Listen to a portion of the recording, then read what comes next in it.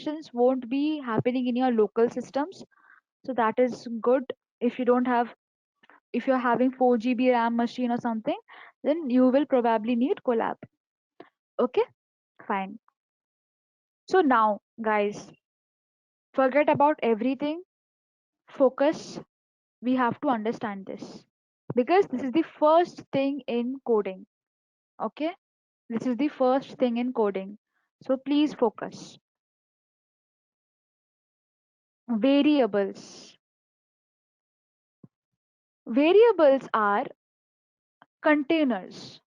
I am giving you a very layman perspective initially. I will slowly introduce you with the uh, technical words. But right now, think about it as a container. Okay? And you have to give a name to this container. I can give N, I can give NN or NUM. I can give any name, but try to give, yeah, Colab can be used when we have huge data and it is very difficult to process it in the local system. So we have a, whenever we want a variable, so what is the motivation? We are looking for a container. We can name that container anything of our own choice. Outputs also results, darshan. Okay, symbols we can string images. Yeah, sure. Okay, okay. So we can there is somebody who have unmuted themselves. Can you please mute? Okay,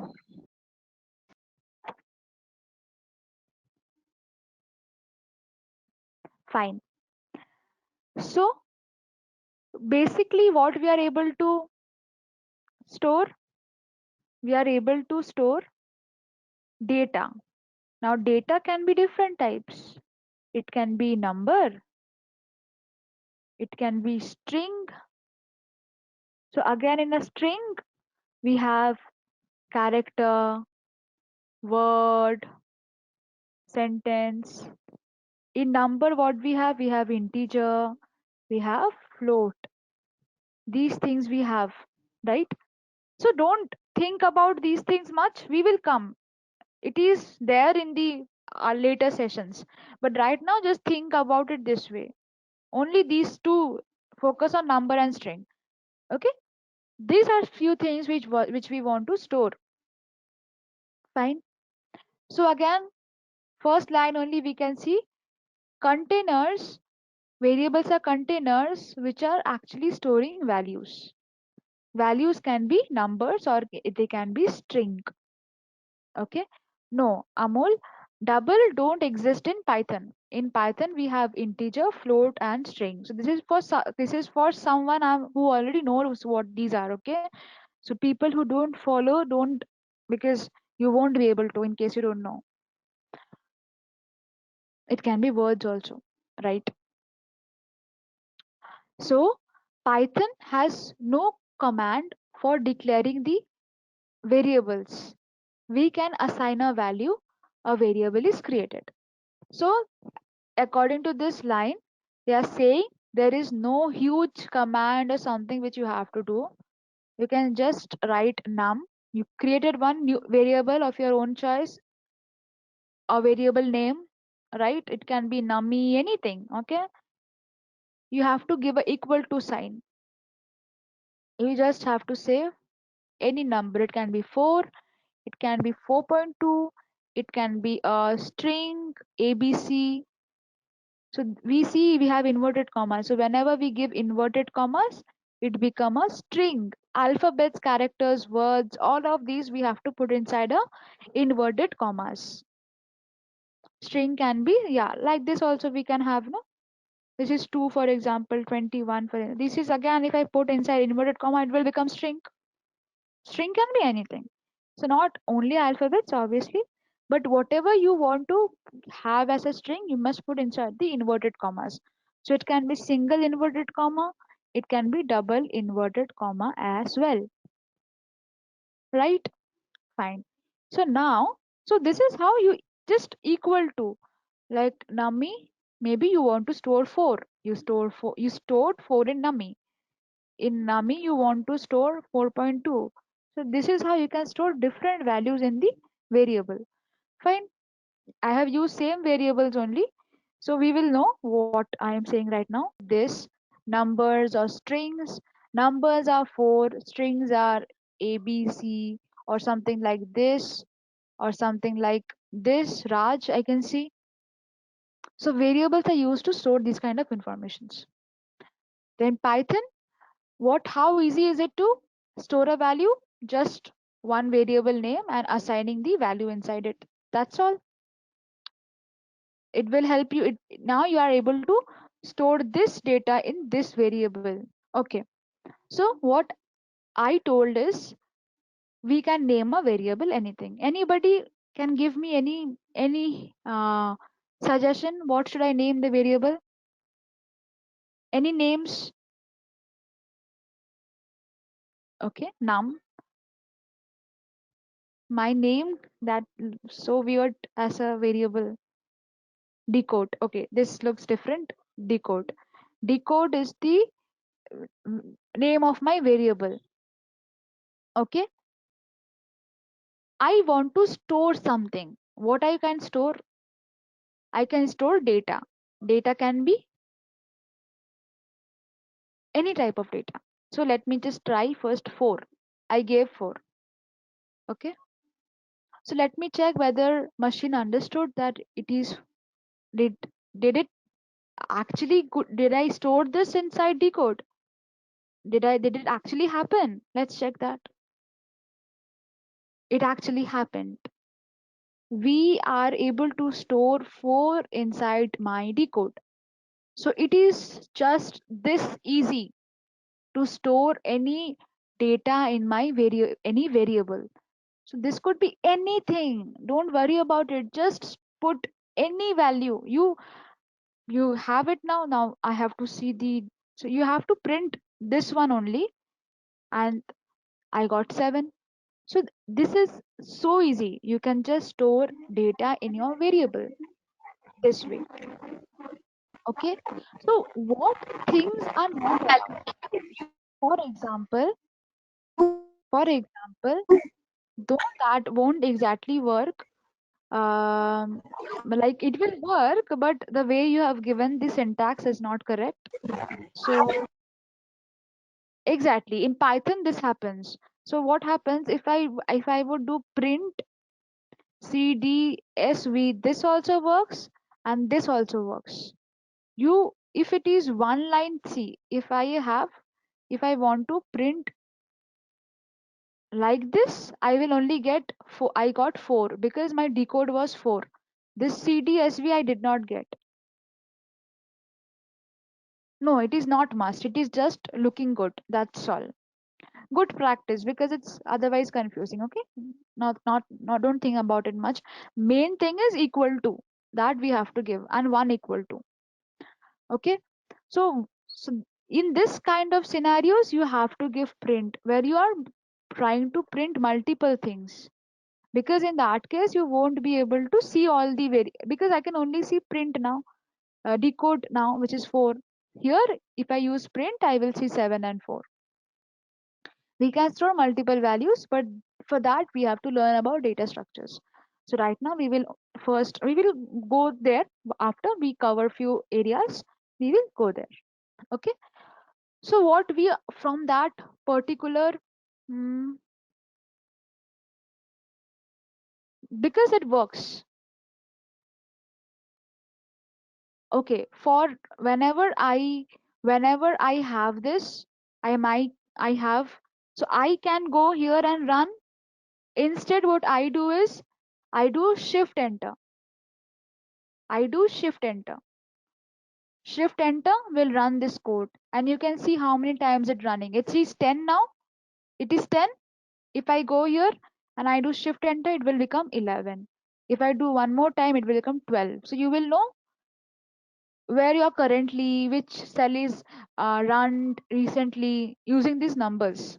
Okay, if I go there and do shift enter, this will become 13. So the counting is key, is we're able to track which is executed at the last. Okay. Okay, so there are a few things. For example, we can't name a variable in a certain way, which includes any number in the beginning. Okay, for example, this, and I am storing, for example, 6. So they will tell that this is invalid syntax. Somebody who was not able to follow about the syntax. See, syntax is something you can think about it, rules that you have to follow when you are writing codes. So you can't do anything of your own choice, it will give you errors. You have to maintain that, you have to remember the code, syntax rules. This will work. What else will work? This will also work. This under again, if I want to push it up, then this button. Okay. Rest you will come to know slowly. So this one is going to add new cells, this one is going to cut your new cells, this is going to move your cells, which is going to run your cells. If you're not able to remember the shortcuts, you can directly use and click them. And shift enter is something which you can use to will minimize lot of effort from your side. Yes, Beam, you're correct. And is there any more things that I've missed out? Ma'am, hello. Okay, fine. So let's move on. So we have seen about the variables. We have seen the examples also. So now we are coming to operators. Let me give you a basic example of operators. See, you can go to here. You can make a heading. You can click on heading. You will get this option. You have to click on OK. You will be able to write something over here. Like for example, operator. This will help you to give some headings to make the code look better. So I just told you, right? The machine can understand that. So you're asking what is an output. This is how it looks. The output looks like this. This plus is an operator. In the same way, 2 minus 7, I should say minus 5, this is an operator. 2 into 5 is 10. This works. 6 divide by 3, 2. Right? This also works. Now, if you want to get the remainder after dividing, for example, if you divide 4 if you divide 15 by 4, 3 should be remainder, right? Can I manually write hash and then it turns to a text box for me? Does it happen? Louder? If I manually type in hash in the Okay. command line of the It file. will just remain common. It will just be a comment. If you don't, if you have to change the type also. Okay, fine. You Just, have to change the type and it won't happen automatically. yeah. Otherwise, it'll just be a text comment in small font. It will not it will not give you heading. Yeah, if you want heading, you have to change that. So yeah. Okay.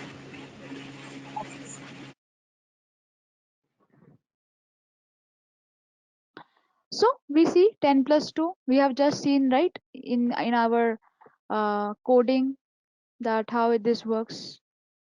So we have different types of this plus sign is the operator. Here we are adding two numbers 10 and 2. It is mainly operators are performing operations between variables or values. So if you think about this like this, mm, for example variables, okay, I num num 1 equal to 3, num 2 equal to 6. So I have assigned two values to two variables. What if I am trying to add this? So num1 plus num2.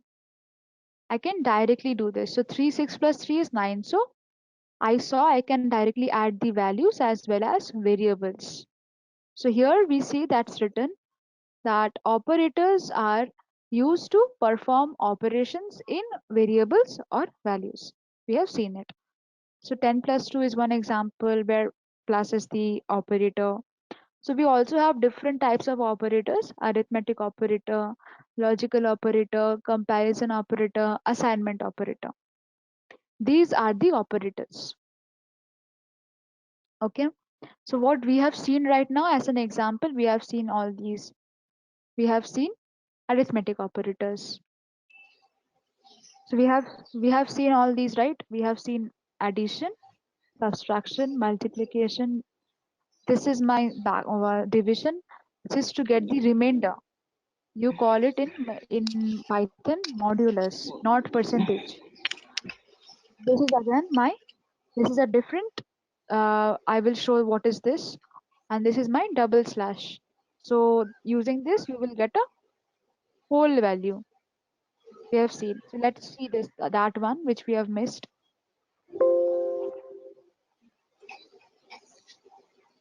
Our division is getting the whole number. Okay. And is this number rounded off to the nearest number? Like, if it No, was I mean, 7.6, will it give me 8? let me show you an example.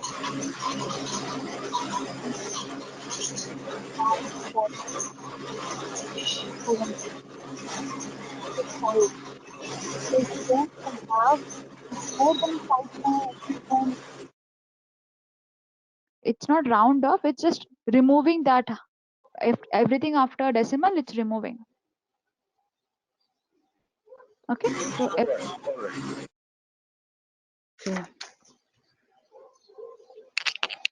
okay, guys, let's continue now with the next parts. Okay. So here we are storing in A we are storing 10, in B we are storing 15. I just showed you these things, right? Right now I have just shown it. Anam. So here they are also storing in a new variable.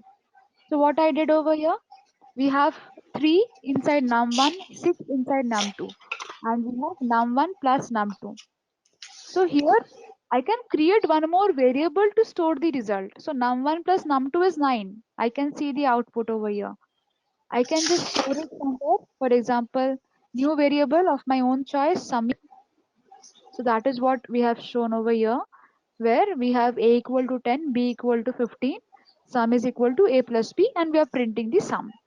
So when you are working in the IDE, which is a Jupyter notebook, these things, even if you're not writing the print statement, it will work.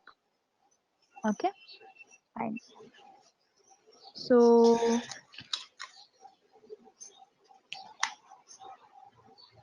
we also have something like and or not.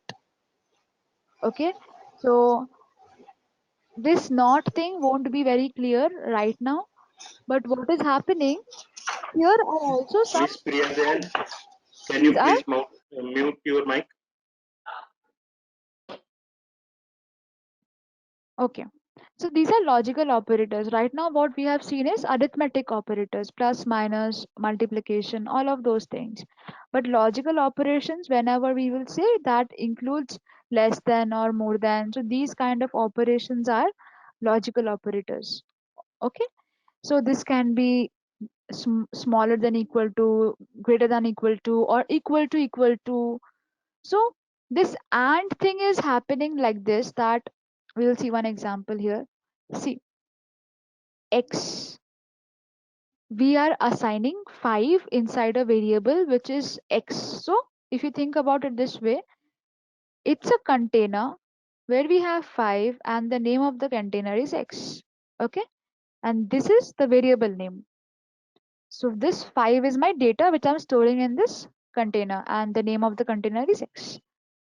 So here we are putting some conditions. Print x greater than 3. So is it true? Yes. And x smaller than 10. So once you are doing this, it will give you true. It will return true because 5 is greater than 3 and 5 is less than 10. Let's see this in our code. For example, x is 5 as we saw there. So if I just directly write x smaller than 10, I am getting true. Okay, this is one condition at a time. Okay, so I also have something like x small than 3. That should come false. That should come false. So we are getting false. Now, what if I want to check both the conditions? Are both the conditions correct? For example, I want to check. How will I do that? I can put this particular code and come here and write and, because I want to check whether both are true or not. So only if both are true, I will get true, or else I'll get false. So I got false. Even though x is smaller than 10, I got false because both the condition have to be true, or else I will get false. See, instead of and, if I would give or, any guesses what would be the answer? Print true or false? True? Very good. Very good. Why? Because when we have or, any one of the condition, if it satisfies, then we are happy to say true. So when we have and, we have to strictly follow that both the conditions are true. If we have or, we have to make sure only one if satisfies and it's fine, we will move on and we would say true. Okay, so here we are just talking about the conditions. Here I have one condition, x is equal to 5. So x, I am storing 5 in my x, and I'm checking a condition where x is smaller than 10. This is true, right? My 5 is less than 10, right? So I'm getting true. So if I check a condition something like x is smaller than 3, will this condition be correct? Is that correct? No, this is not correct. 5 is not less than 3, right? So if I say and over here, then I will get false. Why? Because both of the condition have to satisfy. If I just give or over here, then any one of the condition satisfies, I'm happy, I will say true. Okay, fine. So logical operators we have covered, where we have less than or small than. Now let's see this one. So less than, small than are the things.